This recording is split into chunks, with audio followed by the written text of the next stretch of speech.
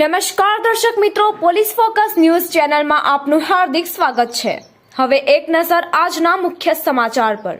તારીખ 3 સપ્ટેમ્બરના રોજ દયાપર પીએમ લીંબાણી વિદ્યાલયનો વાર્ષિક ઉત્સવ ઉજવાયો હતો, જેમાં સૌપ્રથમ મહેમાનોના હસ્તે દીપ પ્રાગટ્ય કરીને કાર્યક્રમને ખુલ્લો મૂકવામાં આવ્યો હતો, જેમાં ખાસ આગેવાનો ઉપસ્થિત રહ્યા હતા। વાલજીભાઈ વાડિયા, રમેશભાઈ પારસિયા, રજનીકાંતભાઈ વાઘડિયા, નાનજીભાઈ વાડિયા, હસમુખભાઈ પોકાર, મણીલાલભાઈ મંદુરાઈવાળા, હાસમભાઈ નોતિયાર, ભવાનભાઈ લીંબાણી, જયંતિભાઈ લીંબાણી, મણીલાલભાઈ પારસિયા તેમજ રમેશભાઈ પારસિયાએ જણાવ્યું હતું કે આવા કાર્યક્રમ થતા રહે અને આ વિદ્યાલયમાં બાળકોને સંસ્કાર આપવામાં આવે છે। તહેવારના પણ ઉત્સવ ઉજવવામાં આવે છે। જીવદયા મિત્ર મંડળ પ્રમુખ પુનિતભાઈ ગોસ્વામી, વેપારી મંડળ દિલીપભાઈ જનસારી, વિદ્યાલયના આચાર્ય ભૂપેન્દ્રભાઈ હોથી તેમજ આયોજન વ્યવસ્થા પીએમ લીંબાણી તેમજ સમિતિના ભાઈઓ અને પાટીદાર યુવક મંડળે સંભાળી હતી।